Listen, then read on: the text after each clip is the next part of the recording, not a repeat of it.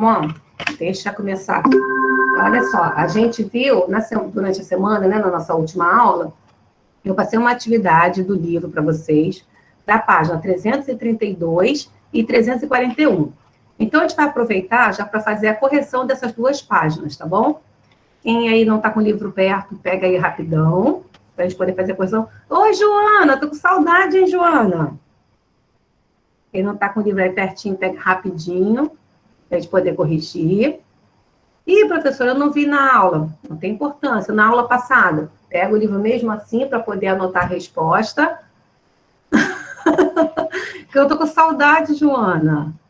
Caramba, hein? Você não veio na nossa última aula? Aí vi seu nomezinho aqui, eu falei, danada da Joana aqui. Então, vamos, crianças, pega aí o livro rapidão, quem não está com ele perto. Eu vou apresentar a página para a gente poder corrigir, tá? Eu não fiz, professora? Anota a resposta. Eu fiz, professora? Confere a resposta, tá? Não deixa aí de fazer essas anotações, não, porque é super importante, porque a nossa avaliação de terça-feira, não é isso? De história, dia 29, tá? Vocês irão encontrar aí várias questões que vocês já trabalharam no exercício do livro, tá? Questões que eu vou relembrar aqui alguns pontos sobre os conteúdos que vão estar na prova. Na prova de vocês terá o seguinte assunto. Deixa eu até abrir aqui o livro de vocês, para eu não falar nada de errado, né? Nossa avaliação é de todo o conteúdo do módulo 3. Então, vocês irão ver assunto daquele breve período democrático, né, que foi aí do período do governo de Dutra até o governo de Jango. Vocês vão encontrar também na prova questões sobre a ditadura militar e também vão encontrar questões sobre os governos da atualidade, né, que é os governos pós-ditadura, tá? E aí, seu Alex, que é o governo pós-ditadura, que é os governos aí do Sarney até, né, que eu até mostrei para vocês que muito dos documentos que eu encontrei, das videoaulas, vai até Dilma, tá? Bom dia, amor. Mas aí eu também falei para vocês um pouquinho sobre o Temer. Enfim, né? Então, esses assuntos são assuntos que vocês irão ver aí na prova e eu vou aproveitar o dia de hoje para dar uma revisada, tá bom? Então, só que antes de eu fazer isso, vamos aqui para a correção do nosso livro. Lembrando aí que eu passei na semana passada a página 332 e 341, tá? Então, eu vou apresentar aqui para vocês o nosso livro digital. Calma aí, pronto. Deixa eu ver aqui, que é 340 e 332, deixa eu ir para ela. Calma aí. Peguem aí quem não pegou o livro, hein? Nós fizemos na aula, né, criança? Agora que eu estou olhando aqui, foi isso mesmo, nós fizemos na própria aula. Então tá ótimo. Então tá tranquilo. Então, não é preciso fazer isso, não. Eu ia aproveitar, sabe, fazer o que com vocês? Fazer essa página aqui, ó, para a gente poder, que essas páginas, 344, 345, 346, é uma revisão de todo o conteúdo, mas eu vou fazer o seguinte, deixa eu revisar com os slides, né, relembrando os pontos do exercício, aí a gente volta no livro, tá? Então, tá bom, tá ótimo, então, a gente tá super tranquilo. A 332 e 341, eu fiz na própria aula, então tá bom, então, perfeito. Então, a gente vai logo revisando o conteúdo, tá? Então, como eu falei para vocês, o nosso primeiro assunto do módulo 3 foi aí o breve período democrático. Que breve período democrático foi esse, tá? Foi do governo de Dutra, né, após conseguir se derrubar o Estado Novo, né, o Getúlio Vargas, vocês lembram disso, né? O Vargas, no seu primeiro governo, ele ficou aí no poder durante 15 anos, e ele ficou nesse poder, não foi através de uma eleição direta, até que o Brasil, né, foi aí participar da Segunda Guerra Mundial, lutar contra os regimes totalitários, vencemos, né, junto com o bloco aí dos aliados, os regimes totalitários, e, portanto, aconteceu aí uma grande contradição, né? Era tudo que os opositores de Vargas precisavam, tá? A gente vence os regimes totalitários, a gente derruba a ditadura, mas, no entanto, a gente luta na Segunda Guerra Mundial contra a ditadura, mas, no entanto, a gente vive uma ditadura no Brasil, que era aí o Estado Novo, a ditadura varguinista. Então, quando acontece aí o encerramento, o fim da Segunda Guerra, os opositores de Vargas começam a pressioná-lo para que ele aí renuncie, né? Afinal de contas, como pode isso, né? Lutar contra a ditadura e conviver com ela, né? Sendo ele aquele que implantou essa ditadura no nosso território. Depois de muita pressão, Vargas ainda tenta aí, né, se manter de alguma forma no poder, tanto é que ele lança aquela campanha Incentiva o Povo, queremismo, né? Queremos Getúlio, mas não tem jeito e Vargas aí se vê pressionado e renuncia. E aí, quando ele renuncia, quando dá fim aí ao Estado Novo, a gente tem, né, aí o início do breve período democrático, que é o que eu falei para vocês, né, a República Populista, tá? Aí Vargas apoia Dutra, a gente tem aí o governo de Dutra, e assim, consequentemente, que é o que eu vou mostrar para vocês agora, tá? Para a gente poder relembrar esse nosso primeiro assunto que vai estar na nossa prova. Tá todo mundo me escutando aí direitinho? Tá tudo certo? Sim ou não? Yeah. Sim? Então tá. Ó, então eu vou apresentar a vocês um mapa mental, aí desse período da República Populista, tá? Para a gente relembrar esses governos pós, né, depois aí do primeiro governo de Getúlio Vargas. Com a derrubada do Estado Novo, com a renúncia do Getúlio Vargas, veio aí as eleições, e quem venceu essas eleições foi Eurico Gaspar Dutra. Lembrando que Dutra, ele foi apoiado por Getúlio Vargas. Então, as pessoas acreditavam aí que Dutra iria dar uma continuidade, né, ao governo de Vargas, que ia ser algo muito parecido. Bem, Dutra, ele se alinhou aos Estados Unidos na Guerra Fria. Ele foi no governo dele que fez a Constituição Liberal e Democrática em 1946. Dutra também criou o Plano SALT, aonde ele fazia investimentos, ele priorizava a saúde, a alimentação, o transporte e a energia. Ele fez a hidrelétrica de São Francisco, a rodovia Rio-São Paulo, a Via Dutra, e prometeu muito mais além aí do que ele realizou, mas ele fez somente isso, ele fez pouco no seu mandato, tá? O governo de Dutra foi de 1946 até 1950. Vieram novas eleições e quem surge novamente aí no cenário político? Getúlio Vargas, tá?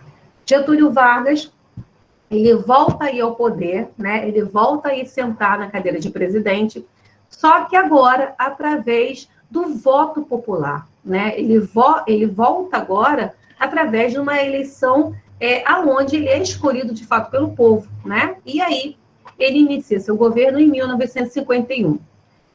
Vargas, ele entra aí com uma política econômica nacionalista, valorizando as empresas nacionais, fortalecimento da economia, né, de empresas estatais, empresas que pertenciam ao Estado. Inclusive, ele lança aí, né, o petróleo é nosso, né, a Petrobras e a defesa dessa empresa possuir ao Estado. Grupos integralistas queriam a privatização do petróleo, né, mas aí, ele com essa campanha O Petróleo é Nosso, ele consegue aí prender, né, o petróleo e o seu, como é que eu vou falar, e o seu domínio para as empresas brasileiras, para o Estado. Então, estatização da Petrobras. Carlos Lacerda é o maior opositor de Getúlio Vargas e ele vem sofrer um atentado. Lembrando, que eu já até conversei isso com vocês, né, que Carlos Lacerda, ele vinha aí fazendo denúncias de corrupção do governo de Getúlio, tá? Ele sofre um atentado e aí a culpa desse atentado cai em cima de Vargas. Por quê? Depois de uma investigação, descobre que o mandante do atentado de Carlos Lacerda foi aí o chefe da guarda pessoal de Getúlio.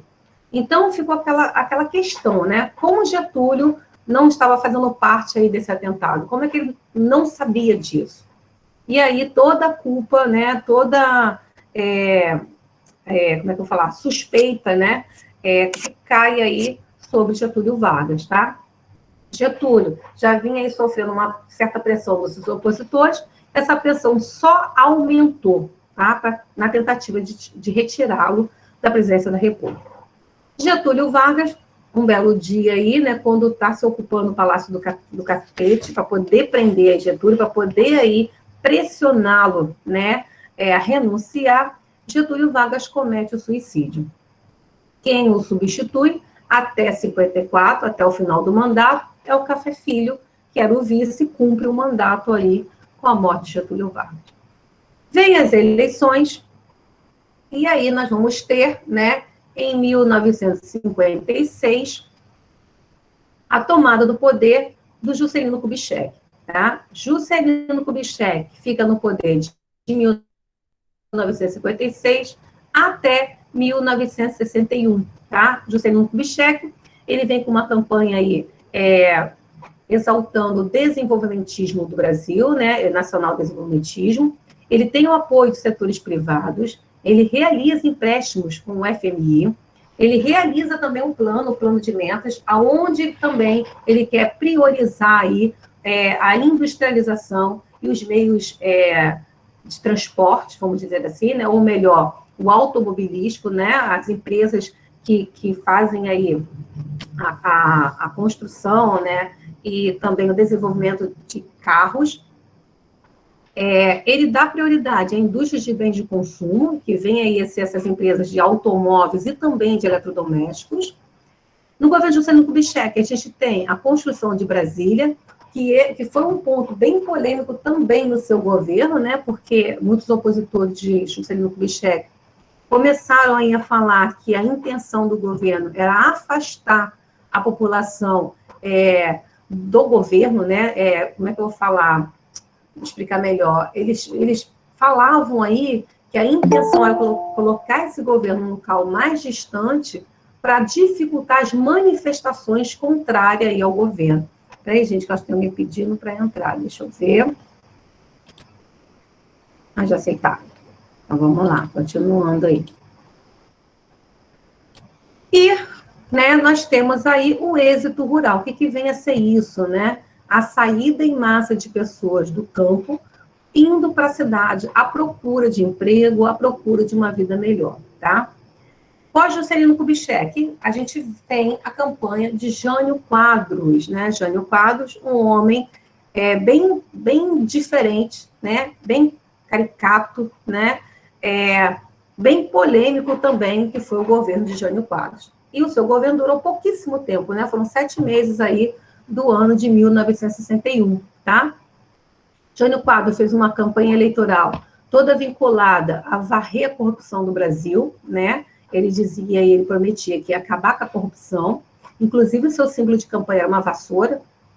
Ele era defensor da moral e dos bons costumes, ele proibiu o uso de biquíni, né, em desfile de Miss, em praia, ele proibiu as brigas de galos, ele proibiu a corrida de cavalos durante a semana. Ele realizou aí o rompimento com os Estados Unidos, e ele também fez uma aproximação, ele tinha uma proximidade muito questionável, né, com países comunistas, tá? O que deixava aí os políticos desse período, dessa época, muito alarmados, tá bom? Jânio Quadros elaborou aí um golpe, vamos dizer assim, né? Muitos historiadores, né, defendem que aquilo ali foi uma tentativa de golpe, né? Foi um plano golpista, vocês estão vendo aí, está até escrito aqui. Ele renunciou, né? Ele entregou a renúncia ao cargo de presidente, acreditando que essa renúncia não seria aceita, né? A intenção dele qual era, né? Ele realizar essa carta de renúncia, a renúncia não ser aceita, e ele voltar com mais força ainda para a cadeira de presidente da República. Só que, ao contrário do que ele pensou, a renúncia foi aceita, né? E Jânio Quadros deixou aí a presidência da República, e quem estava aí para assumir o cargo, né, de presidente era o seu vice, João Goulart. E aí nós tivemos uma outra polêmica, né? O João Goulart, ele não estava aí no Brasil na hora da renúncia, ele estava fazendo uma visita à China comunista.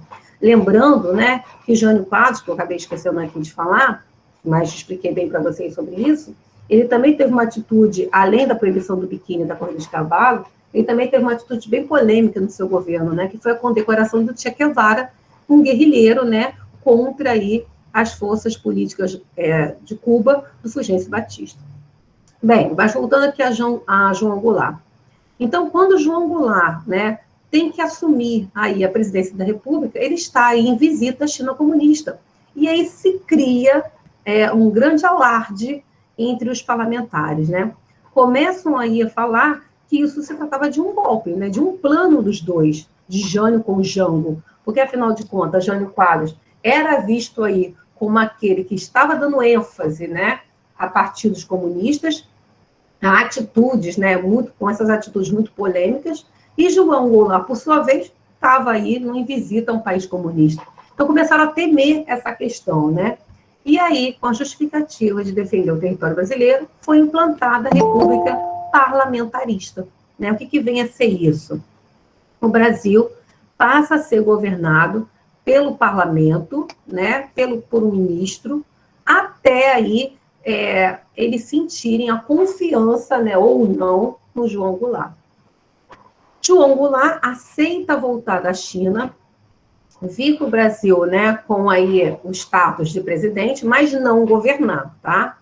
Depois de um tempo é convocado o plebiscito, onde ocorre uma votação para que o povo decidisse.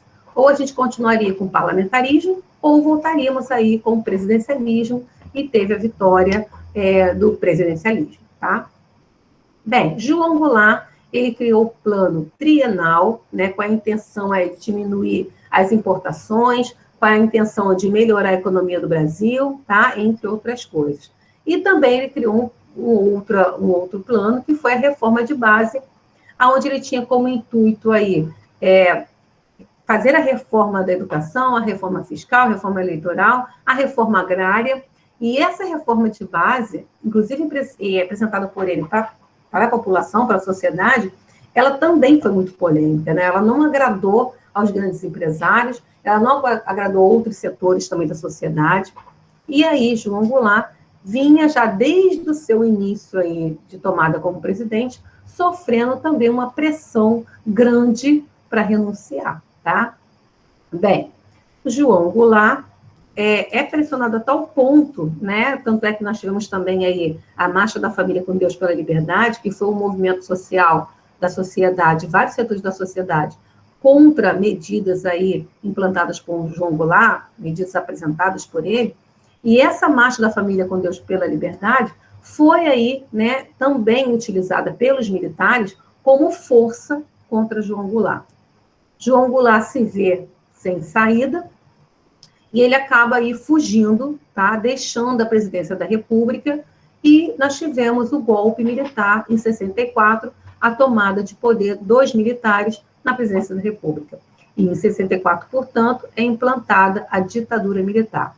Então, esse período de 1946 a 1964, nós chamamos de República Populista, ou um breve período democrático, tá? Por que um breve período democrático?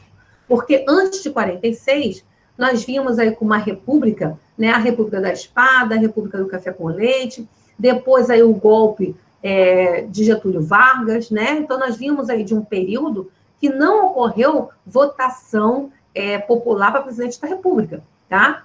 Somente em 46 nós tivemos aí a votação popular que foi para Dutra, tá? E encerramos essa votação popular em 64 com o golpe militar, tá? Então esse período ele é conhecido como República Populista, que são os governos populistas, que são aqueles governos que fazem a aproximação direta, né, com a massa popular, né, onde o povo aí passa a ter vez, vamos dizer assim, tá? E depois desse período, né, populista, breve período democrático, a gente tem em 64 a implantação da ditadura, tá bom? E aí, né, já revisando esse ponto, né, que foi aí esse breve período democrático, né, essa república populista, nós vimos, né, a ditadura militar. Então, olha só, eu vou botar aqui para vocês, né, um mapa mental, tipo esse que eu apresentei agora, só que é um mapa mental em videozinho também explicativo, tá bom? Prestem atenção, lembrando que nós estamos aí fazendo uma revisão, né, do nosso assunto que vai estar na prova, tá? Então, ó, vamos para o mapa mental sobre a ditadura militar, sobre o regime militar.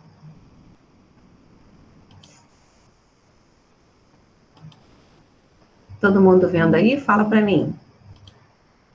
Não fiquem tímidos, pode falar. Sim, tá dando pra ver. Então, tá bom. Geral com bigode. Ah, não, O quê? sou o Hitler. Não, nada, esquece. É porque Não, tem alguns que não tem. ainda bem que esquece, porque eu nem sei, meu Deus. Sabe que eu demoro a escutar. Aí tem que falar fofoca mais alto. O cara falou que é o Hitler. Pelo amor... Não, É Hitler. Vamos embora, criança. Presta Não, atenção. cara, Tô vendo o é Stalin igualzinho o ali. Hitler. Igualzinho o Hitler. Ó, gente bonita. É Hitler. Vamos embora, vou botar aqui. Todo mundo roubou alguma coisa do Brasil aí. Inteiro. Tudo político de qualidade. Vou iniciar. Qualidade top. Vou iniciar, hein? A ditadura militar, ou regime militar, foi um dos períodos mais polêmicos da história do Brasil. Mas para entendermos melhor, Escuta, vocês estão escutando? Ou tá muito baixo? Pô, dá pra escutar maneiro, hein? Full HD. Então tá, vamos lá. vamos voltar lá para o governo de Jânio Quadros, em 1961. Com o lema de varrer a corrupção do país e instaurar os bons costumes, Jânio Quadros foi um cara bem contraditório. Ele era apoiado pela União Democrática Nacional, a UDN, partido centro-direita aliado a políticas dos Estados Unidos. Mas todo esse apoio acabou quando ele começou a tomar umas medidas meio suspeitas. Em plena Guerra Fria, Jânio condecorou Che Guevara, o líder da Revolução Socialista Cubana, retomou relações econômicas com países do bloco socialista e lançou umas leis sem sentido nenhum, como a proibição das tinhas de galo. Essas contradições incomodaram muito os setores militares e civis mais conservadores. Sendo assim, Carlos Lacerda, o principal representante da UDN, anuncia sem evidências que Jânio estava planejando um golpe de Estado. No dia seguinte mesmo, Jânio renunciou, o que daria posse a seu vice, João Goulart. Mas olha que situação. Nesse exato momento, João Goulart estava na China em um projeto de aproximação econômica com países socialistas, o que não ajudou muito sua imagem, né? Ainda tentaram mexer nos pauzinhos para que o presidente tivesse menos poder, estabelecendo o sistema parlamentarista por um tempo. Mas com a realização de um plebiscito, houve o retorno do presidencialismo. Como presidente, Jango conseguiu articular um movimento para tentar implantar reformas de base.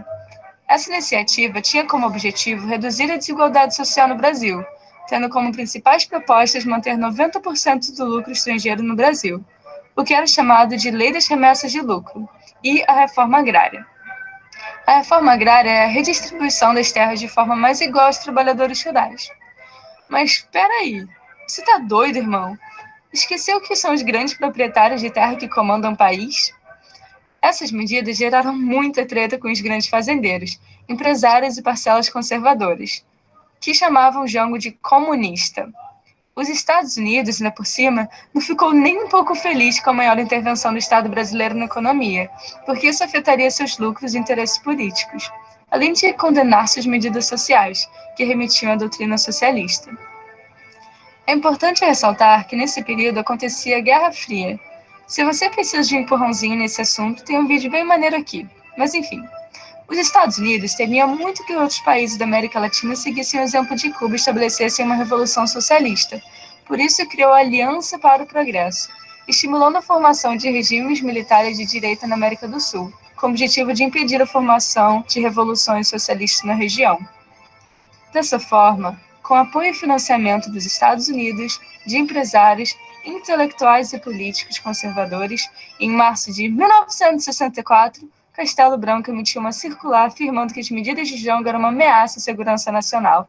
Assim, em 1º de abril, o general Olímpio Mourão Filho enviou tropas militares ao Rio de Janeiro e declarou a deposição de Jango, dizendo que agora a presidência do Brasil estava vaga. Assim, se inicia a ditadura militar, também conhecido como Golpe ou Revolução de 64. A primeira ação dos militares foi emitir o Ato Institucional número 1, o AI-1, o primeiro decreto de muitos que estavam por vir. O AI-1, entre outras medidas, deu poderes máximos ao presidente, inclusive de alterar a Constituição sem consulta ao Congresso e de cassar mandatos e direitos políticos de quem ele considerasse uma ameaça à segurança nacional. Assim, o primeiro presidente escolhido é o Marechal Castelo Branco. Um ano depois, o cara já mandou outro decreto, o Ato Institucional número 2, que adotou o bipartidarismo, ou seja, ele desfez todos os partidos políticos, porque a partir de agora só deveriam existir 2: Aliança Renovadora Nacional, a ARENA, apoiado pelos militares, e o Movimento Democrático Brasileiro, que era simplesmente uma união dos partidos opositores. Além disso, agora as eleições para presidente seriam indiretas. No fundo, tudo isso era só para legitimar o governo, dando uma imagem falsa de democracia. Tá, mas e a economia? Castelo Branco deu frente ao Programa de Ação Econômica do Governo, PAEG, com o objetivo de corrigir graves erros da economia brasileira, tais como a desordem tributária e fiscal. O plano incentivava o investimento estrangeiro feito no Brasil por empresas multinacionais e também a industrialização intensa, focando nas indústrias de base. Em 67, as coisas começaram a ficar intensas. O general Arthur da Costa e Silva assumiu o mandato, que foi muito marcado pela violência e repressão. Afrontado pelas manifestações contra o regime militar, Costa e Silva colocou uma nova Constituição, a de 67, que resumidamente buscou legalizar e justificar o governo, aumentando o controle do poder executivo sobre o legislativo e o judiciário. Em 1968, o assassinato do estudante Edson Luiz, que estava protestando pelo alto preço da comida nos restaurantes universitários, por um policial da PM, alavancou uma série de protestos estudantis contra a repressão, sendo a maior dela a passeata dos 100 mil. Por seguinte, Costa e Silva ainda assinou o AI-5, o decreto mais duro de todos. O AI-5 fechou o Congresso por um tempo, declarou a censura a manifestações opostas à ditadura e impediu o acesso a informações do governo. Além disso, suspendeu o habeas corpus em casos de crimes contra a segurança nacional, ou seja, tirou o direito de defesa de pessoas acusadas, o que dá espaço para que aconteçam injustiças e abusos de autoridade. A lei da imprensa decretou que jornais e rádios não teriam mais liberdade de expressão, podendo ser punidos e multados se publicassem algo contra o governo. A partir desse decreto, a perseguição a opositores políticos cresceu, assim como a punição. Técnicas de tortura foram usadas. Mas será que havia mesmo necessidade de tanta repressão? Com o crescente autoritarismo do governo, diversas organizações de esquerda se convenceram que o único jeito de combater a ditadura era com armas, como guerrilhas urbanas, em outras palavras, grupos terroristas. Suas ações incluem assaltos a agências bancárias e sequestros de embaixadores com o objetivo de trocá-los por presos políticos. Porém, seus ideais eram contraditórios. Queriam derrubar o sistema para instaurar outra ditadura, a do proletariado. De qualquer forma, apesar de ações terroristas de impacto, os grupos armados eram muito pequenos, frágeis e despreparados. Eles não tinham a menor condição social, política e bélica para derrubar os militares. Não eram nem de perto uma ameaça nacional. Mesmo assim, foram usados como argumento da ditadura para prender, deportar e torturar centenas de pessoas, que na maioria absoluta das vezes não tinham nenhum envolvimento com armas. Artistas, líderes estudantis, intelectuais, professores, muitas pessoas que discordavam do regime eram alvo de terrorismo do Estado, período que ficou conhecido como Anos de Chumbo. Nesse mesmo tempo, nasceu o movimento artístico-musical Tropicália, como reação política e cultural à censura e ao conservadorismo, liderado por Caetano Veloso, Torquato Neto, Gilberto Gil e mais alguns ícones da música popular brasileira. Mas, voltando ao governo, será que a ditadura foi mesmo violenta assim? Ao mesmo tempo, estavam acontecendo ditaduras muito repressivas em toda a América Latina.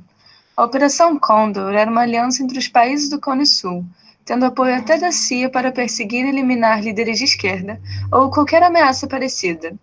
Na Argentina e no Chile, por exemplo, o número de mortes desaparecidas chega até 30 mil pessoas. Enquanto isso, no Brasil, os números oficiais de pessoas executadas é de aproximadamente 400 pessoas, somado a milhares de outras repreendidas.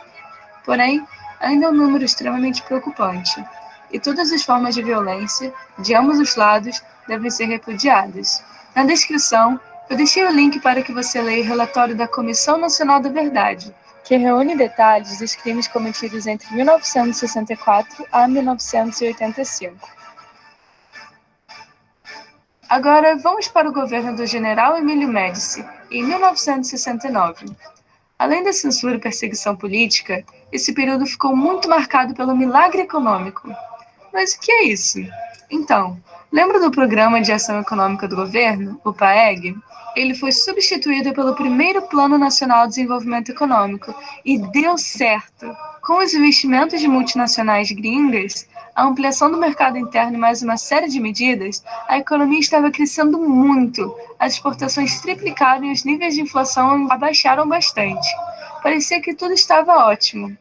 Para melhorar, o Brasil ganhou mais um título na Copa do Mundo, o que favoreceu a criação de slogans ufanistas como "Para frente, Brasil" e "Ame-o ou deixe-o".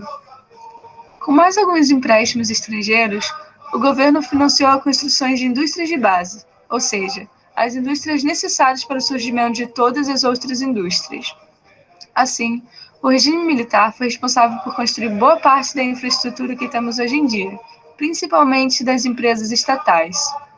Algumas dessas obras foram a usina hidrelétrica de Itaipu, que na época era a maior do mundo, a usina nuclear de Angra, a ponte Rio-Niterói e a rodovia transamazônica. Essa obra, apesar de nunca ter sido terminada, gerou muitos conflitos com os povos indígenas na Amazônia, que muitas vezes foram deslocados violentamente de suas terras ou exterminados. Até que 1973 bate na porta. Quem é? É a crise do petróleo. Basicamente, os países árabes da OPEP, os países exportadores de petróleo, decidiram fazer um embargo econômico, que é a suspensão de negócios com os Estados Unidos e outros países que apoiaram Israel na guerra do Yom Kippur. Eles aumentaram o preço do petróleo em 400%. Assim, a economia de países do mundo inteiro foi muito impactada, inclusive a do Brasil, dando fim ao milagre econômico. E quais foram os resultados finais do milagre econômico? Então, todos os setores da sociedade se beneficiaram até algum ponto do crescimento econômico, porém de maneira muito desigual. As desigualdades entre os pobres e os mais ricos aumentou, e os efeitos sociais desse processo, como greves por melhores salários, por exemplo, só puderam ser controlados porque, nessa época, os protestos contra o governo eram proibidos. O endividamento externo do Brasil também cresceu muito, o que entregou uma alta inflação na década de 1980.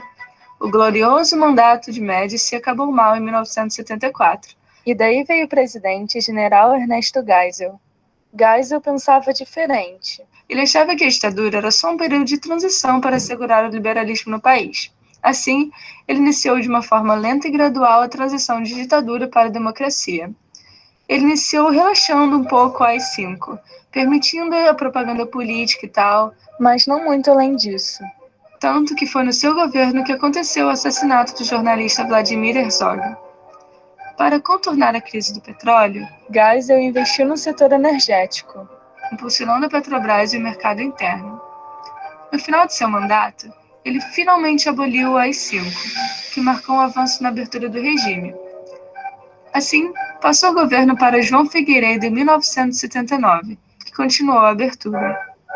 Logo ele assinou a Lei da Anistia Política, que anulou as ações consideradas crimes políticos durante todo o período do regime, permitindo o retorno dos acusados ao Brasil. Foram absolvidos tanto os militares que atuaram na ditadura, quanto os cidadãos que foram contra ela. Figueiredo também permitiu a volta dos partidos políticos. Assim, surgindo o Partido dos Trabalhadores, o PT, o Partido do Movimento Democrático Brasileiro, o PMDB, entre muitos outros. Quem é de novo? Outra crise do petróleo, mas agora em 1979, a crise econômica se agravou. A dívida externa e a inflação estavam nas alturas. As coisas não iam muito bem, e grupos conservadores e de extrema-direita não apoiavam a abertura do governo. Atentados foram promovidos para coibir a ação de grupos de esquerda, como o famoso atentado do Rio Centro, em 1981, no Rio de Janeiro. Após tantas crises, o povo decidiu ir às ruas e protestar por eleições diretas para presidente. O movimento ficou conhecido como Diretas Já. Porém, não conseguiram passar a emenda que declarava o voto direto. No final das contas, Tancredo Neves foi escolhido indiretamente pelo colégio eleitoral como presidente, mas morreu antes de sua posse. Assim, seu vice, José Sarney, assume como primeiro presidente não militar depois de 21 anos. E assim se finaliza o regime militar. Eu espero que esse vídeo tenha te ajudado de alguma forma. Ele é apenas um resumo curto de um período de 21 anos, então procurei focar de uma maneira objetiva nos acontecimentos mais relevantes. Muito bacana, né, crianças? Eu gosto muito desse vídeo, porque ele ajuda a gente a revisar tudo que a gente já viu e numa linguagem assim, mais acessível para vocês, né? Eu vou até botar aqui o link para vocês deixarem aí guardado direitinho, né? Para quando quiser rever esse vídeo, vocês darem uma olhadinha, que ele ajuda muito na questão de você revisar o assunto, tá? Então, ó, rapidinho. Eu vou disponibilizar ele aqui para vocês no chat. E aí, né, depois desse período da ditadura militar, a gente teve, né, com o final da ditadura em 85, nós tivemos aí a volta da democracia, né? E aí nós vimos, né, no caso, a tomada de poder do José Sarney, que veio substituindo o Tancredo, né, pós o falecimento de Tancredo, e daí nós tivemos aí, consequentemente, os regimes democráticos até a atualidade, que a gente vai também fazer uma revisão depois de relembrar esses pontos, tá? E a gente tem pouco tempo. Então, olha só, meus amores, aqui, ó, eu também vou mostrar para vocês o que ela falou, o mapa mental do regime militar, tá? Mas como ela já foi apresentado ponto por ponto, é só para vocês visualizarem esses governos desse período. Então, ó, nós tivemos, né, o Castelo Branco, que foi aí o primeiro militar a assumir o poder em 64, Costa e Silva veio logo depois, o Médici, o Geisel, que foi aquele que deu a abertura, né, defendia a abertura, a redemocratização de forma lenta, segura e gradual, e, por fim, aí nós tivemos o Figueiredo, tá? Então, depois também eu aconselho vocês a pesquisarem também esses mapas mentais, que também é muito bacana para deixar aí guardadinho e fazer uma revisão e fixação do assunto para poder ajudar vocês também na avaliação, tá bom? Alguma dúvida com relação a esses dois períodos que a gente viu novamente? Alguma questão, alguma pergunta? Fala aí para mim. Alguém quer esclarecer alguma coisa? Tá tudo bem? Tudo tranquilo? Foi melhor até agora. Ah, vocês são muito... O que vocês querem? Pode falar para mim aí, Alex. Qual é o... 10. Eu quero 10 na minha média. Vocês são terríveis. Vocês são terríveis. Escuta, deixa eu ver quem está aqui presente. Aí eu já revisei esses dois pontos mais antigos.